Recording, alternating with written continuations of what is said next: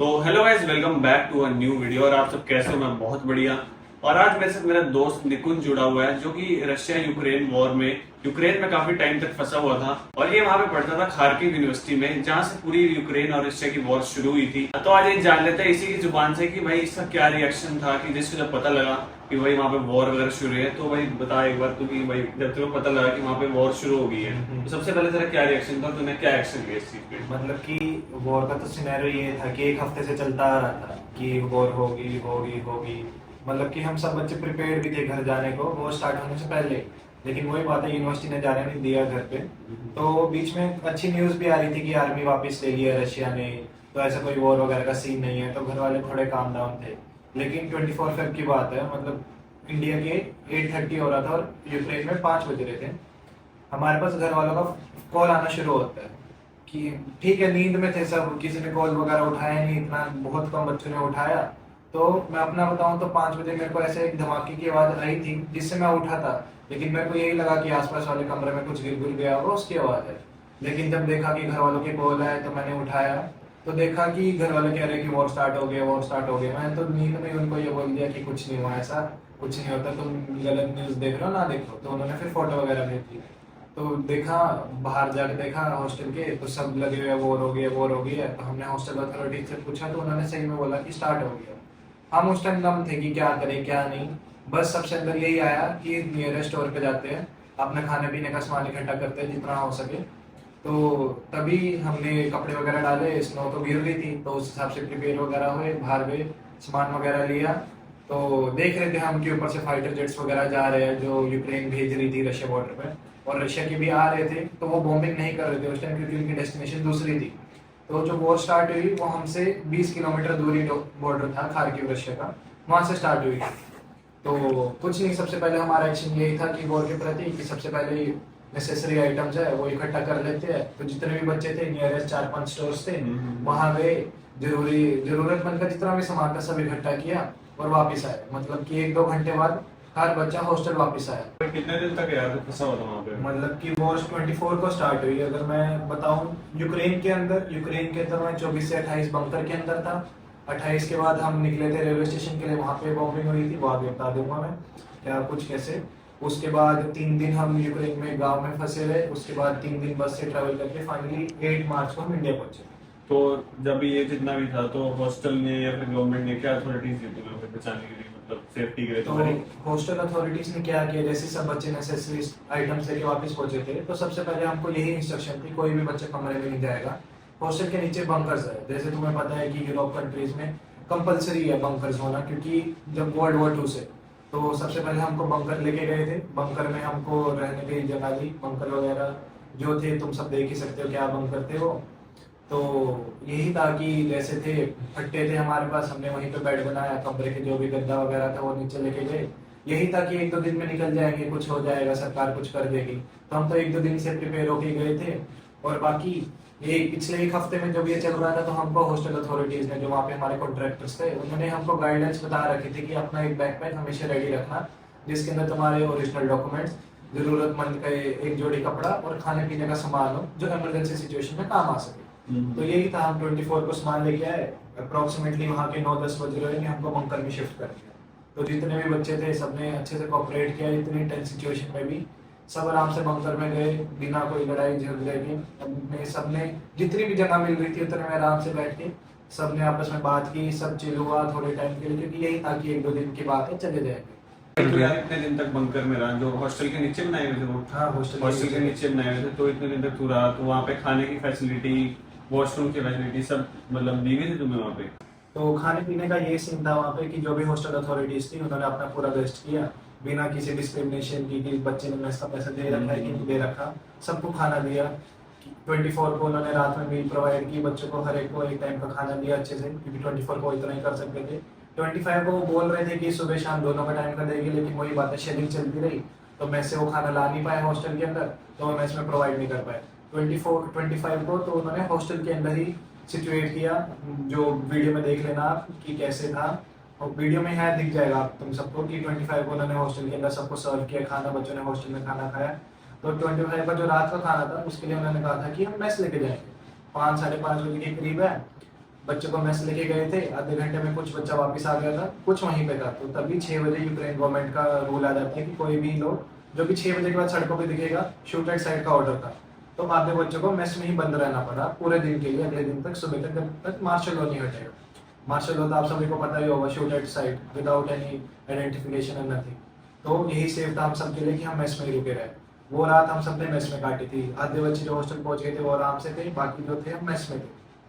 और मेस कोई बंकर में नहीं थी, वो खुले में थी, तो खतरा का माहौल था ही था हमारे ऊपर। उसके बाद 26, 27, 28 ये था कि एक टाइम का खाना दे पा रहे थे वो, क्योंकि उनके पास भी सप्लाई कम थी। उन्होंने अपनी तरफ से बेस्ट किया क्योंकि बाहर से सप्लाई आ नहीं रही थी उनके पास, और 1600 बच्चों को उनको खाना देखना था। तो कम बात नहीं है 1600 बच्चों का लिमिटेड सप्लाई में, तो एक एक टाइम का खाना दे रहे थे। और बच्चों ने कोऑपरेट किया, बाकी जो पहले दिन बच्चों ने सामान लिया था उसी से वो काम चला रहे थे। ये बात हो रही थी। 1600 बच्चे फंसे हुए थे 1600 बच्चे थे 2 हॉस्टल में जो हमारे इंडियंस थे। तो मतलब कि जो 1600 बच्चे थे जितने, वो सब सेफ वापस आ चुके हैं? सबसे वापस सब सेफ वापस। एक बच्चे की कैजुअलिटी हुई थी यूक्रेन के अंदर, वो शेलिंग के कारण हो गई थी। वो मतलब कि हॉस्टल में बंकर में नहीं था, वो सबवे में रह रहा था, मेट्रो के फ्लैट पे। तो उसके पास कुछ खाने पीने का नहीं था, वो भी मजबूर। उसके अंदर ये ख्याल था कि अगर वहां रहा भूखा तो भी मर जाएगा, बाहर जाके कुछ नहीं ला पाएगा तो भी। इसमें अच्छी नहीं थी कि शेलिंग हो गई बाहर, और अनफॉर्चुनेटली। और यार जैसे तुम वहाँ पे थे तो थोड़ी बहुत ही हेल्प कुछ यहाँ से इंडियन गवर्नमेंट करे तुम्हारे वहाँ पे, इंडियन जहाँ बच्चे पढ़ते हैं जैसे वहाँ पे यूक्रेन में, तो इंडियन गवर्नमेंट से क्या हेल्प मिली भाई तुम्हें? जब तक हम बंकर्स में थे तब तक तो इंडियन गवर्नमेंट कुछ कर ही नहीं सकती थी, ना वो कुछ कर पा रही थी। बस यही बोल रही थी कि हौसला बनाए रखो, हम करेंगे। बस गाइडेंस दी जा रही थी, जो चल रहा है न्यूज़ बता रही थी जो चल रहा है। बाकी यूक्रेन में जगह जगह अलग बच्चे फंसे हुए थे, सबके साथ अलग स्टोरीज है, सबके साथ अलग घटनाएं घटी है। जो की में फंसे हुए थे उनके लिए और बुरा था, जो बॉर्डर पे फंस गए थे पहले उनके लिए और बुरा था। सबकी अलग अलग एक साइड है स्टोरी का। तो मेरी साइड यही है कि हम तो बंकर में थे, गवर्नमेंट ने कुछ कर नहीं सकती थी, ना कुछ किया। तो जहाँ तक इवैक्यूएशन की बात है, तो इवैक्यूएशन जो है 27 से हॉस्टल के अंदर पूरे बात फैल गई थी कि यहाँ बैठे बैठे भी मर जाएंगे, क्योंकि हमारे पास विजुअल्स आ रहे थे क्योंकि जो मिसाइल्स आ रही थी रशिया की तरफ से वो सड़कों को तोड़ के अंदर तक जा रही थी। और उसमें ये था कि वो अनबर्स्ट थी तब तक जब सड़कों के अंदर है, तो ये था कि वो कभी भी फूट सकती है। तो यही डर सबके अंदर चला गया क्योंकि एक विजुअल की देर थी उस टाइम पे। तो हॉस्टल बंकर्स के अंदर ये हो गया, सब ऑफिशियल से पूछने लगे कि हमको कैसे निकालोगे ये वो। कुछ बच्चे रिस्क लेके खुद ही अपनी मनमर्जी से रेलवे स्टेशन की तरफ जाने लगे।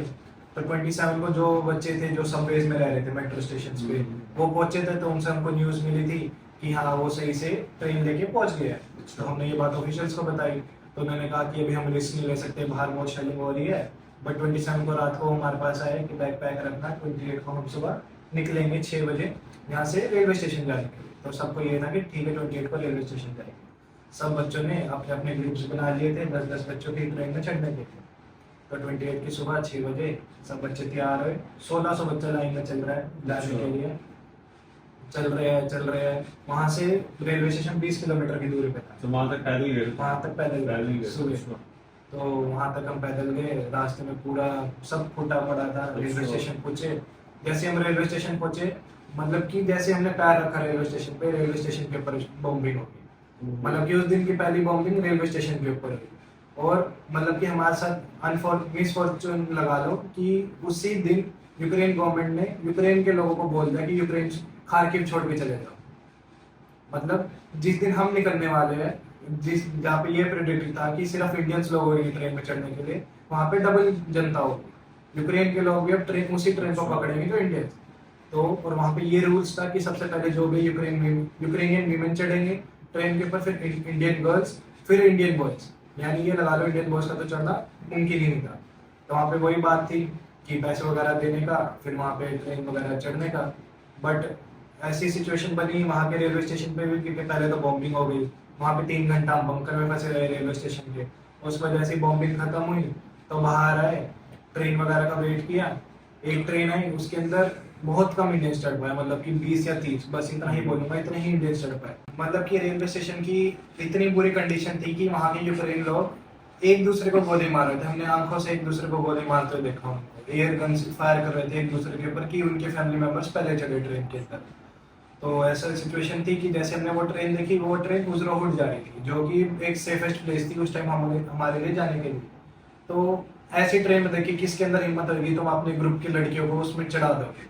क्योंकि बात उस टाइम क्लियर हो चुकी थी कि इंडियन लड़के चढ़ ही नहीं पाएंगे इन ट्रेनों में, उनके लिए कुछ और जुगाड़ निकालना ही पड़ेगा।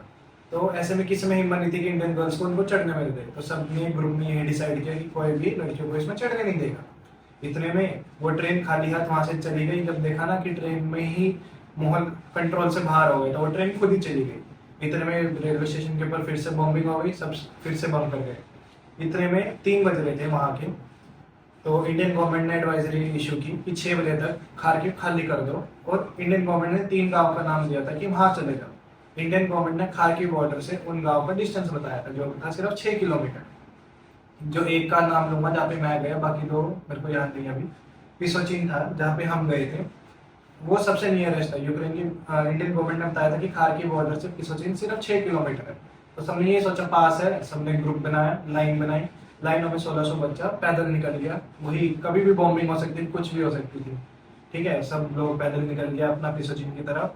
जबकि चलते चलते किसी को पता ही नहीं चला कि उस दिन सुबह का 20 किलोमीटर 20 से वो जो रेलवे स्टेशन था सेंटर में था खार्किव, वहां से हम बॉर्डर गए वापस 20 किलोमीटर, ठीक है। उसके बाद आगे 6 किलोमीटर पिसोचिन। पिसोचिन के अंदर हम पहुंच गए। उस बीच में हमारे साथ मतलब कि ये लगा लो हम चल रहे हैं ना, 15 फुट दूर बॉम्बिंग होगी साइडवेज 15 फुट दूर। हाँ। तो उस टाइम जो सिचुएशन थी ना, कोई एक्सप्लेन नहीं कर सकता। सब नम थे, मतलब कि जितना लोग था ना सब नम, जब बम गिरा आवाज है। उसके बाद जो यूक्रेनियन आर्मी थी पास में ही थी, तो उन्होंने कहा रन रन रन रन। उन्होंने अपने बंकर में लेके गए। कुछ बच्चों को उन्होंने बंकर में बिठाया। कुछ बच्चे थे, सबको बिठा रहे थे, लेकिन कुछ बच्चे क्या एक सीढ़ी से उतरे बंकर में, दूसरी सीढ़ी से बाहर चले गए, तो बच्चे आगे चले गए।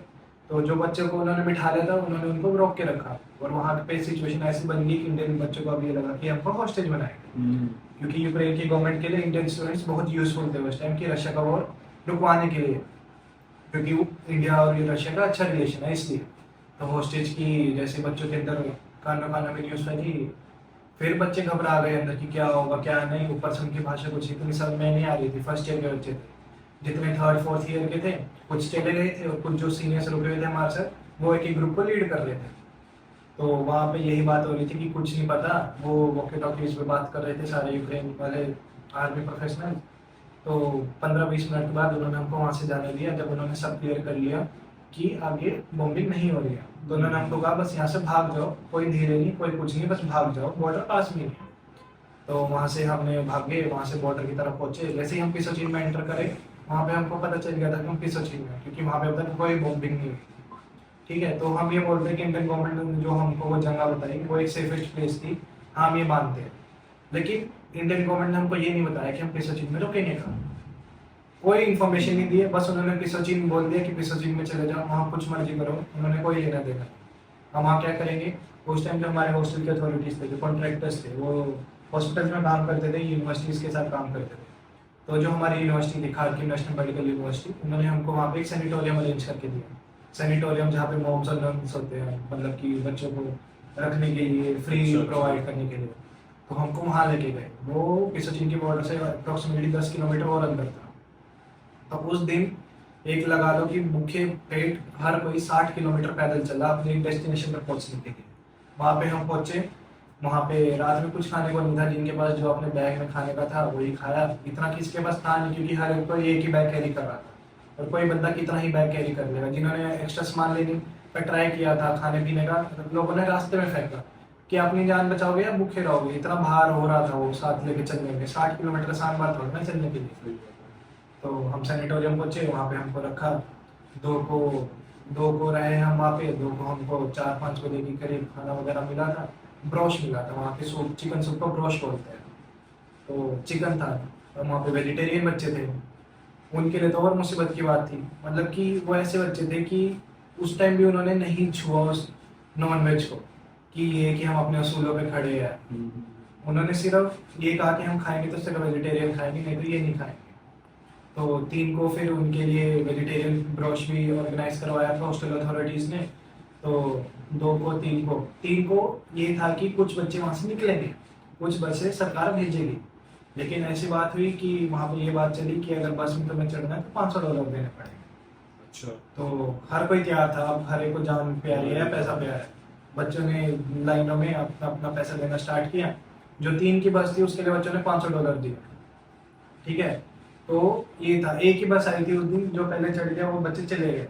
उसके बाद सबने बुकिंग कराई रखी थी अपनी, ठीक है, लेकिन कुछ बात ये भी चल रही थी कि इंडियन गवर्नमेंट अपनी बस भेजेगी। अच्छा। तो इंडियन गवर्नमेंट ने अपनी बस भेजी थी 4 को, और ये था कि जो हम 4 को बसें आएगी वो हमको रशिया बॉर्डर से लेके जाएगी। न्यूज आई थी, सबने देखा भी होगा कि सीज फायर कराया मोदी ने रशिया से बोल के। हाँ, सीज फायर हुआ था, रशिया ने सीज फायर किया था, लेकिन यूक्रेन ने इसका फायदा उठाया।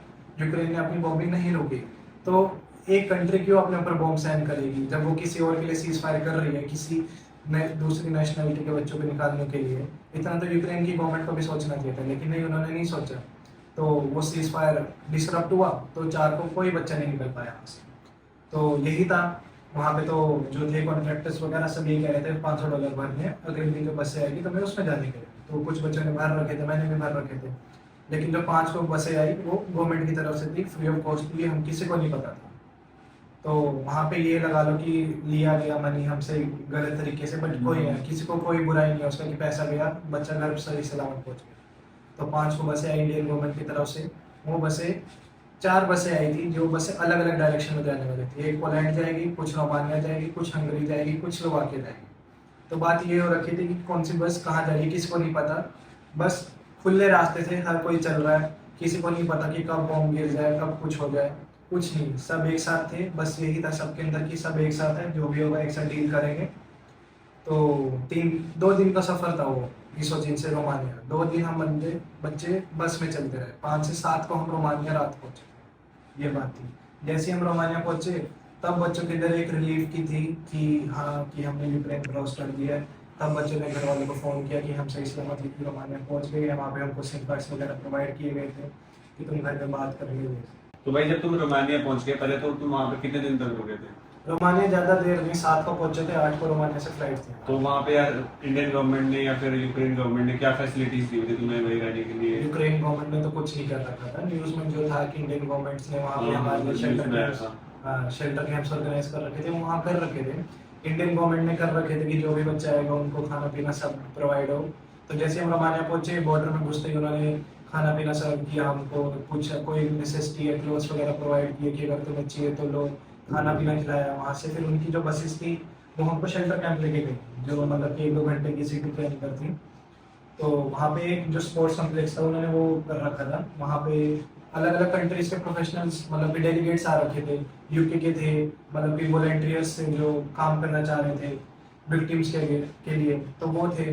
तो वहाँ पे हम पहुँचे थे स्पोर्ट्स कैंपस। वहाँ पे हमको बेड दिया, सोने के लिए बेड दिया, खाना वगैरह प्रोवाइड किया। वहाँ पे फ्रेशन अप हुआ, हर कोई फ्रेशन अप हुआ, आराम से रिलैक्स हुआ।